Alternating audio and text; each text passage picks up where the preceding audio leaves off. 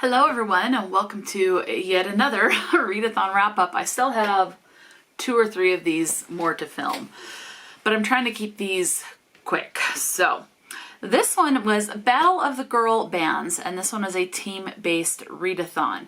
This was hosted on Discord. I will try to link the Discord link in the description box, as well as any announcement video and hosts and all of that information.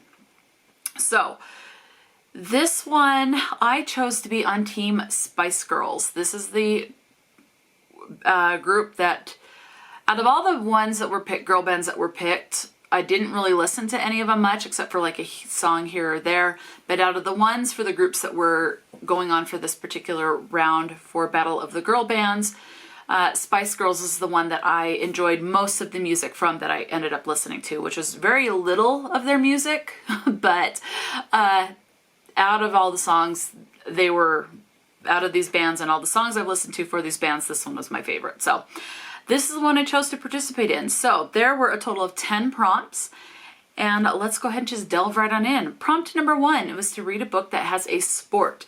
For this one, I went with Katie and the Catsitter by Colleen A.F. Venable. The art is done by Stephanie Yu.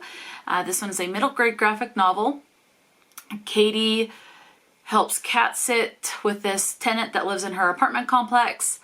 There's a lot of talk about superheroes and supervillains, but the sport aspect is skateboarding. So I do consider that a sport.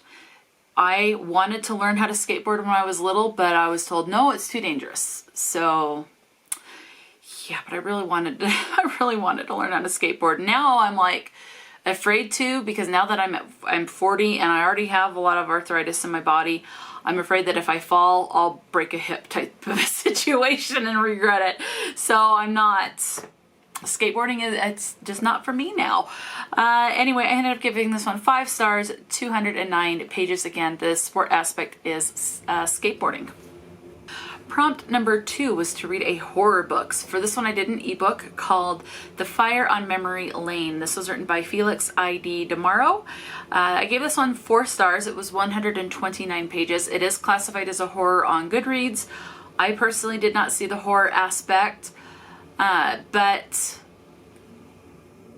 that's okay. It's classified as a horror, so it counts. Like, it is tagged as a horror. I think it's the only tag, or at least what it was when I looked. So this one, we are following a guy who just has gone through this messy divorce. I'm not going to say the situation that causes it.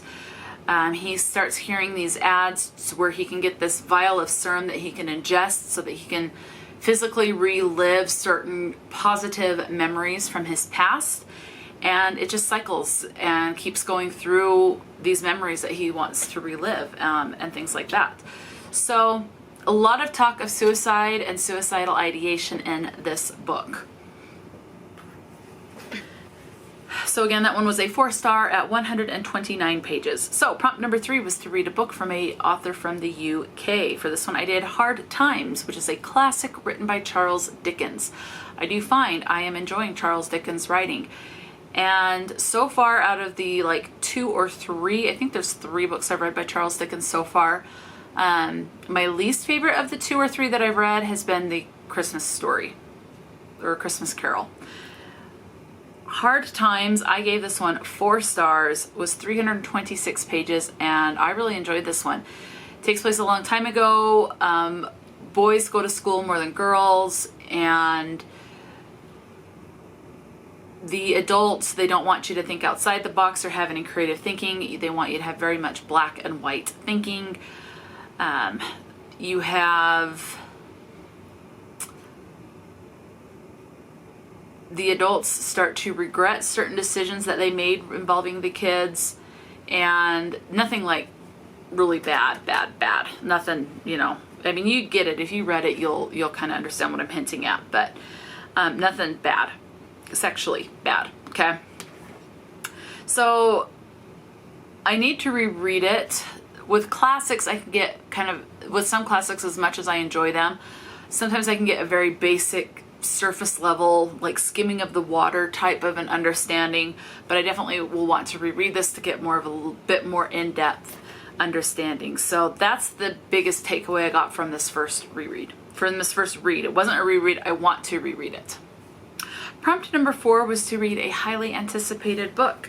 I really like the work by Sarah Andersen. I read all 4 or 5 of the Sarah Scribbles collection. There's another one with cryptids that I read. These are all graphic novels. And so I highly anticipated Fangs by Sarah Andersen. This is a fantasy romance between a werewolf and a vampire. You have your stereotypical werewolves can't touch silver, etc., and things like that with vampires as well. This did not disappoint. 5 stars, was 100 pages even, and highly anticipated. Again, did not disappoint. Love this, and I want more work by Sarah Andersen. Prompt number 5 was to read a book that you were curious about but don't want to spend money on yet. But I did spend money on it because it was like $2. So I thought I can risk $2. And I'm glad I did. I had a good time with it. This was an ebook, and I gave this one 3 stars. It was 100 pages, and this was Snowbound Secrets by Jordana Pearce. This is a steamy adult Christmas romance. This has a dual timeline and POV. The timeline takes place during the current day over Christmas and then a little bit after, and then the previous timeline takes place leading up to Christmas and then shortly after, and has a longer time period. This is a workplace romance between someone at this company that has to have bodyguards. So it is a bodyguard romance. And again, steamy, and the steaminess happens on Christmas or at a Christmas party, and it was fun. So yeah, 3 stars on that one. Prompt number 6 was a genre you don't normally read from. Poetry. And this one was nonfiction poetry, which is, and I don't read from nonfiction a lot, so this definitely hits that. This one, I had a physical book, but I've since unhauled it because it's just, I mean, I liked it, but I could not see myself rereading it. So I went ahead to go ahead and haul it to pass it on to someone else that I think will enjoy it a lot more than I can. I did enjoy it, but I think that they will get a lot more out of it than I did. And that book is Promises of Gold by Jose Olivarez. So I did not rate this one because I just didn't really know, 1, where it's poetry, and 2, where it was nonfiction. I was just stumped on how to rate it. So I did not give it any stars, but it is, what is really cool about this one is the first half of the book is told in Spanish, and then the second half of the book, or you can flip it, but the other half of the book is translated from Spanish into English. I could only read the English translation, so half of the book I could not read because I don't know Spanish. I know a couple of words, but I don't know Spanish enough to get anything from reading the original Spanish version of these poems. So I'm only counting, Goodreads will have it as like 300 and some odd pages, but I am only counting 137 pages because that's what was translated into English for just the poetry. So, but yeah, I mean, I did enjoy it, but I just can't see myself rereading it. So I wanted to pass that on to someone who would maybe read it once and then pass it on and let other people enjoy it as well. So anyway, so that's why you're seeing the image there. So it was a physical book, but I do not have that anymore.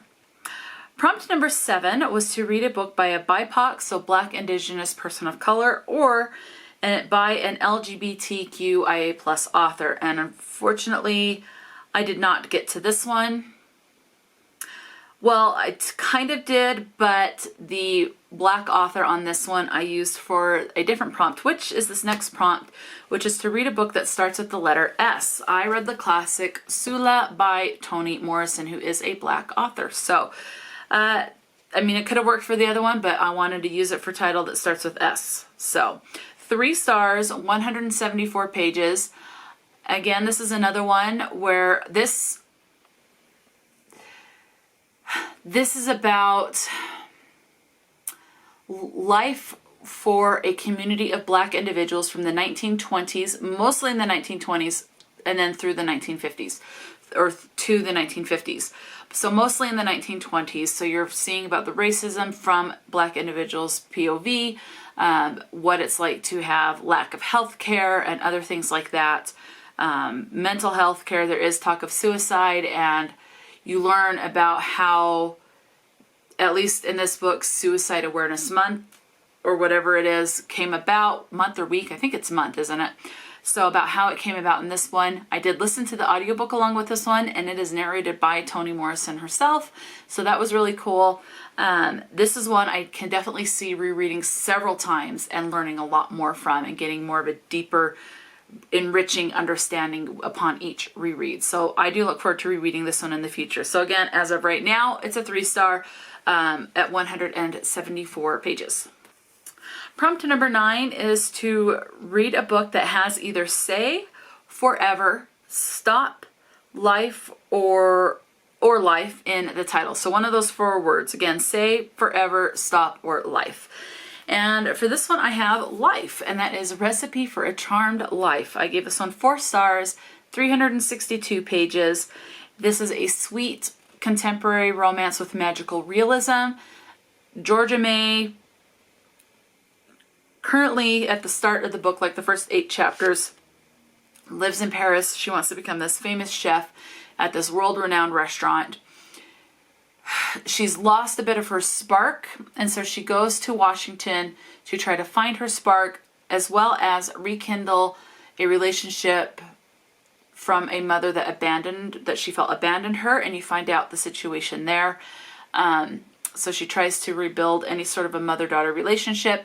She also meets this one guy. It is a grumpy sunshine type of a romance, and the steamiest thing you get is a kiss. So this is considered a sweet romance. And then at one point you are back in Paris, and then you're back in Washington. So it kind of flips between 2 continents. So again, Paris and then Washington in the United States. And the place in Washington is a little island off the coast of Washington. So yeah, this was very sweet, and I want more by this author. Prompt number 10 is to read a book that has been on your shelf that you have considered getting rid of. And I did not fulfill this prompt. For one, I ran out of time, and 2, I can't think of any books on my shelf that I've considered getting rid of. So that one would just be kind of randomly picking a book, I guess. But I didn't even get to it. Ran out of time anyway, so I didn't have to worry about that one. So yeah, those are the books. So out of 10 prompts, I completed 8, which is an 80% completion rate in this particular case. So for the stars, I have 1 at a 0-star rating, 2 at a 3-star, 3 4-stars, and 2 5-stars. So that's 25 stars issued for this readathon, divided by 8 books. That is a 3.5-star rating, average rating. So this worked out to be 1,537 pages read, divided by 29 days in February. That was 53 pages read per day for this particular readathon. So yeah, this was great. And Battle of the Girl Bands. I think there was one at one point that was Battle of the Boy Bands, and I chose to be part of NSYNC. But I really focused on trying to do this one more than I did the other one. I'm really trying to participate in more readathons because they just bring me a lot of joy and happiness. So I really enjoy, even if all I do is just write down the prompts and try to participate kind of on my own. I did submit these. There was a Google Doc to submit these books for points for the team, and I did do that. I don't know which team won or anything like that, but actually, I wonder, let me pull up Discord and I can see if there is a result for that. Battle of the Girl Bands. Okay, there, the results are in. I'm just scrolling up. Okay, so the girl bands, we had Cheetah Girls, which ended in 4th place. Team Destiny's Child. There were several songs. Destiny's Child was my second choice. I do remember thinking, but there was just like 1 or 2 extra songs that came to my mind. They were more upbeat, that I enjoyed more with Spice Girls than I did with the beats from Destiny's Child. But I do like Destiny's Child's music. But Destiny's Child ended up in 3rd place. 2nd place was Team TLC. There's only like 1 song that comes to my mind for that group. And then Team Spice Girls. Hey, Team Spice Girls won. So yay. Sweet. Congratulations to Team Spice Girls. So yeah, let me know. Did you participate in the Battle of the Girl Bands? If you did, what team were you on? Have you read any of these books or books from any of these authors? Let me know. Talk to me in the comment section below. And until next time, stay true to yourself and enjoy a good book, and I will talk to you later.